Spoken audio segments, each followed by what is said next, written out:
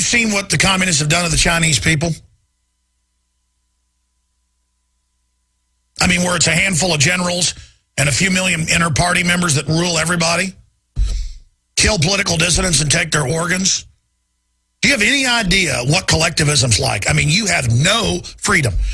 And now, notice now we're going into collectivism. The big banks are funding the carbon taxes. They're funding the fake environmental groups. They're funding the takeover and federalization of your local school, the federalization of your police, teaching you collectivism, because if they can't get you in debt, they're just not going to let you have a business. They're going to raise the taxes so high to where only they can operate and they're exempt. This is bondage. And I'm going to go to Paul right now, but I want you to listen to me. This country, the bankers are trying to put us into communism. Not just socialism. We're already pretty much socialist. Already more than half of the general public's money is paid in taxes, and half the public pays no federal taxes. We've already got 50 million people on food stamps. Our journey to slavery is already there. They're now shutting the economy off, post-industrial world, and taking a giant horde of welfare people and folks with government jobs who don't know why their paycheck doesn't buy them what it used to. They don't know about the Federal Reserve devaluing the dollar.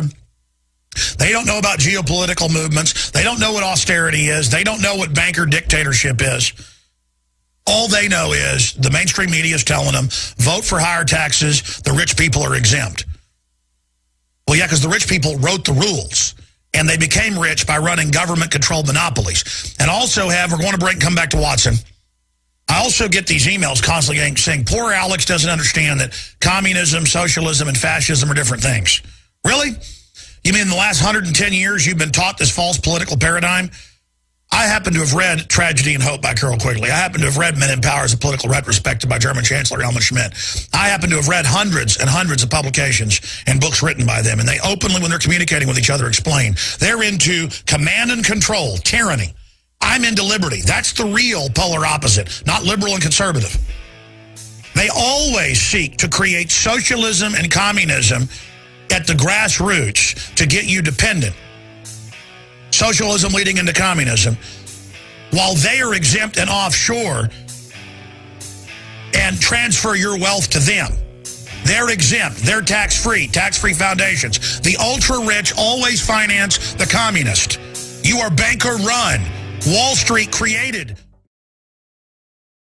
Okay, Paul Watson is our guest. If you were on the Drudge Report yesterday afternoon, you saw the big, huge headline. Occupy Wall Street protesters called for re-election of Obama. And George Soros, all the different organizations, Move On, that he's given $5 million to, the Democratic Party affiliated adbusters who are openly anti-free market, they all admittedly started this Occupy Wall Street.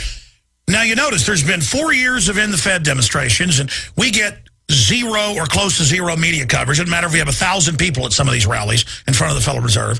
The Army in plain clothes gets called out on us. That's been leaked.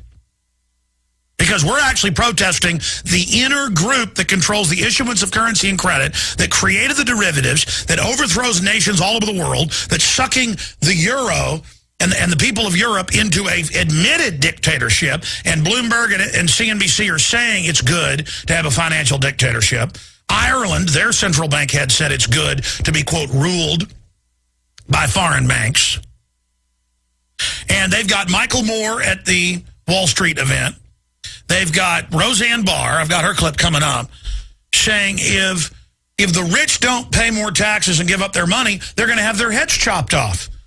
Now, they don't mean the real ultra-rich like Warren Buffett and Bill Gates and the Rothschilds and the Rockefellers that are out there publicly funding all these groups. Or Warren Buffett, who's gotten hundreds of billions for his Berkshire Hathaway subsidiaries, Bank of America, he owns a big part of, along with Wells Fargo. No, they openly want austerity, that is tax increases, to, quote, pay off the derivatives debts that Bill O'Reilly and Sean Hannity and Glenn Beck. I mean, I could play the clips. We've written articles about it. I could play the clips over and over again of Glenn Beck on with Bill O'Reilly saying, I think we need a national sales tax. And Glenn Beck's like, I agree with you, but I think we need both VAT and sales. They got Herman Cain, former head of the Federal Reserve at Kansas City, running around saying the Federal Reserve is your friend. And Ron Paul's a nut. 6 mega banks have taken the country over. They've taken over our military. They've run up our bills. They're bankrupting us. And they publicly fund a bunch. And I've watched the speeches from L.A. to New York to Boston. At least the speeches the news is putting on. They're like, we want higher taxes and Obama to be elected. Well, sure enough, Paul Watson joins us. Obama machine prepares to hijack Occupy Wall Street. Yeah, well, you don't really hijack something you kicked off. They know when there's about to be a rebellion. They know when folks are waking up. The Federal Reserve comes out last week and says they're surveilling all their opposition. They're watching all their opposition. They're tracking all their opposition. That's the real enemy, not capitalism, not the free market. It's big mega banks that are exempt from taxes and issue the currency and credit, that write the federal regulations and have their people in every power position who've stolen $27 trillion in bailout money. And we've got all these college students who can't get jobs, can't pay off their college. Globalism, NAFTA, GATT has destroyed them, that both parties push through to move everything to China. And we're going to a Chinese model where it's socialism and communism mixed together at the bottom, where we're all dependent on the state and they've got bureaucrats over us. And then the elites sit back and are above the law. Where General Electric can operate its power plants, but nobody else can. Where if you're a donor to the inner party, you can keep your GM dealership, but if you aren't, you can't. Or you can get tens of billions of dollars in green energy credits and never even build a thing. And openly dance around and say it's a post-industrial America, ha, ha, ha. If you're not part of the club, you're not operating a business. This is mafia government. And they've got a bunch of well-meaning, surly college kids who make me want to throw up with their ignorance. But so do the mainline Republicans running around telling me how Rush Limbaugh and Glenn Beck are going to save them. You know, Paul's written a lot of articles on this. I've played the clips. I could play you probably an hour straight of Glenn Beck and others promoting sales taxes and VAT to pay off what this country owes. We don't owe this stinking money. We're an engine of success. Our supposed debt the bankers have manipulated us into is $14 trillion.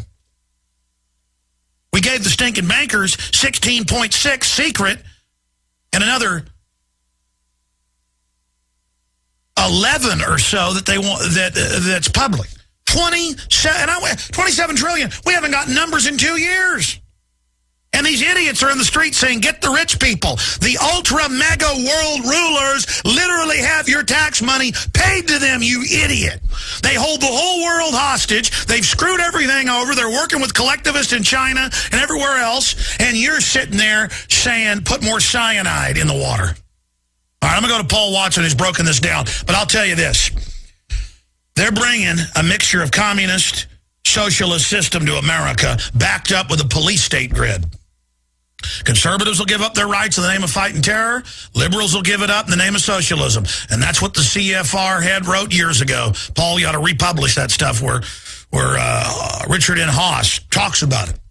They got it all figured out. And right when they know we're waking up to Wall Street and the incredible inequity, they say, Wall Street says, okay, raise taxes on us. They have all these rich guys go, I'm exempt from taxes. That's not right. Well, you know what? I'm not exempt from taxes.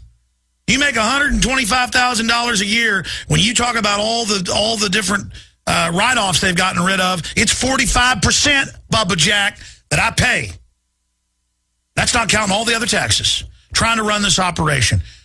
And anybody who's had a business knows that. Except the globalists who are exempt.